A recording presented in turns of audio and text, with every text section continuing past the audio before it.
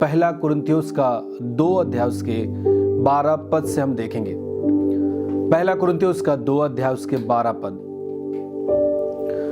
जैसा कि वचन यहाँ पे कहता है, परंतु हमने संसार की आत्मा नहीं, परंतु वह आत्मा पाया है जो परमेश्वर की ओर से है, कि हम उन बातों को जाने जो परमेश्वर ने हमें दी है। फिर से सब ध्यान से सुनेंगे। परंतु हमने संसार की आत्मा नहीं, परंतु वह आत्मा पाया है जो परमेश्वर की ओर से है, कि उन बातों को जाने जो परमेश्वर ने हमें दी है। पहली बात मैं आपको बताना चाहता हूं, हमारा जीवन, जो हमारा जीवन है, वो किसी न किसी अधीनता में जीता है। और इस संसार में 2 आत्माएं हैं, जैसा कि हम सब जानते हैं। और ये कुरिन्थियों का चैप्टर बताता है, पहला कुरिन्थियों 2 अध्याय उसके 12 पद। यहाँ पे 2 आत्मा के बारे में चर्चा की गई है। पहला है संसार की आत्मा और दूसरा परमेश्वर की ओर से भेजी गई आत्मा, यानी पवित्र आत्मा। और बाइबल कहता है कि जो परमेश्वर पर विश्वास करते हैं, जो व्यक्ति यीशु मसीह पर ईमान रखते हैं, उनमें संसार की आत्मा नहीं। संसार की आत्मा का मतलब शैतान की आत्मा। शैतान की आत्मा एक मसीही जीवन में नहीं है, परंतु उसके जीवन में वो आत्मा है जो परमेश्वर की ओर से दी गई है, जिसे हम कहते हैं पवित्र आत्मा। हालेलुया। जब एक व्यक्ति प्रभु पे विश्वास करता है, तब वो व्यक्ति परमेश्वर की ओर से आत्मा को पाता है, जिसे हम कहते हैं पवित्र आत्मा। हालेलुया। और याद रखिए, जिस भी आत्मा के अधीनता में हम हैं, जो भी आत्मा हमारे जीवन पर नियंत्रण करती है, उसका स्वभाव हमारे जीवन से प्रकट होगा। यदि हम में संसार की आत्मा है तो उसका एक फल दिखेगा, और यदि हमारे अंदर परमेश्वर की आत्मा है तो उसका भी फल दिखेगा। हालेलुया। बाइबल बताता है कि हम जो यीशु मसीह पर विश्वास करते हैं, हम में संसार की आत्मा नहीं है, मतलब शैतान की आत्मा नहीं है, परंतु परमेश्वर की आत्मा है। हालेलुया। मैं आपको एक बात बताना चाहता हूं, जिस व्यक्ति के अंदर संसार की आत्मा होती है, संसार की आत्मा का मतलब शैतान की आत्मा।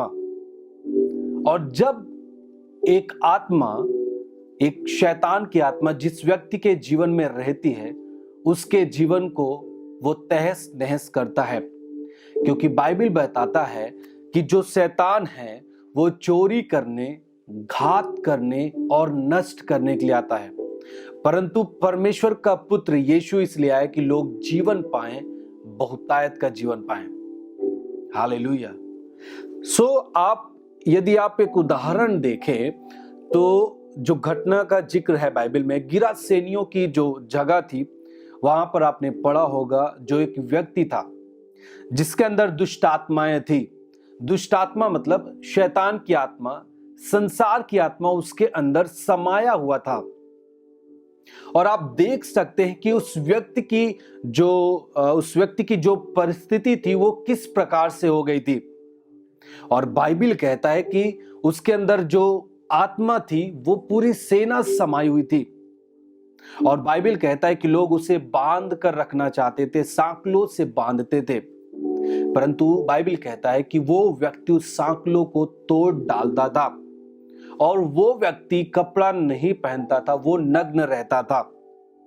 और वो बाइबल कहता है वो गांव में नहीं रहता था, परंतु कब्रों में रहा करता था। जहां पे लोग गाड़े जाते हैं, दफनाए जाते हैं, उन जगहों में जाकर वो व्यक्ति रहता था। उसके रहने का कारण ये था कि उसके अंदर संसार की आत्मा, शैतान की आत्मा नियंत्रण करके रखी थी। हालेलुया। मैं आपको बताना चाहता हूं, बाइबल कहता है जो शैतान की आत्मा है, जो शैतान है वो झूठा है। शैतान लोगों के साथ छल करता है, उसे फंसाता है। और जब उसकी आत्मा आपके अंदर रहेगी तो आप सफलता नहीं पा सकते, आप पवित्रताई का जीवन नहीं जी सकते, आप एक दूसरे से प्रेम नहीं कर सकते, आप अपने परिवार में आनंद के साथ नहीं रह सकते। हमेशा लड़ाई झगड़े उत्पन्न होते रहेंगे। हालेलुया। क्योंकि कौन सी आत्मा आपके अंदर वास कर रही है? संसार की। यदि संसार की आत्मा आपके अंदर है तो उसके गुण, उसके स्वभाव आपके जीवन से प्रकट होते रहेंगे। हालेलुया। आप नशे में फंसे हैं, आप नशे में बने रहेंगे, आपको निजात नहीं दे सकता जब तक वो आत्मा जो संसार की है आपके जीवन से निकल ना जाए। हालेलुया।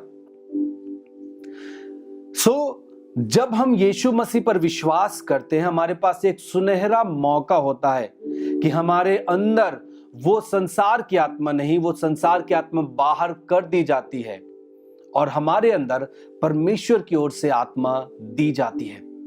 आप देखिए, गिरासेनियों में जो व्यक्ति था जिसके अंदर दुष्ट आत्माएं थी, वो अपने परिवार के साथ नहीं रहता था, अपने गांव में नहीं रहता था, अपने फैमिली में वो नहीं रहता था, परंतु एकांत जगह में भागता था, कब्रों में रहा करता था। और सोचिए उसके परिवार के लोग आनंदित रहेंगे क्या?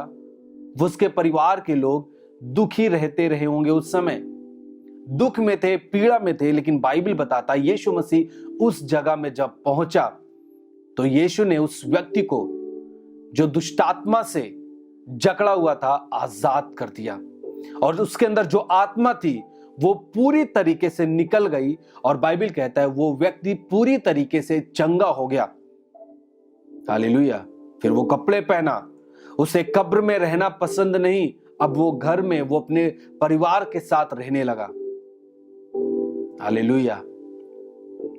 यीशु मसीह का उद्देश्य है कि हर व्यक्ति परमेश्वर की आत्मा के द्वारा जीवन को ग्रहण करे अपने जीवन में।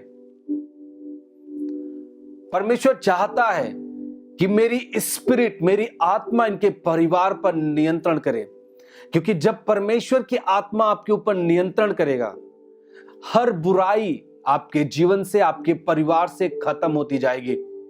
असफलताएं आपको छोड़ के जाती रहेंगी, बीमारियां आपको छोड़ के जाती रहेगी, आपके बच्चों से गलत स्वभाव जाते रहेंगे, आपके परिवार से लड़ाई झगड़े खत्म होते रहेंगे।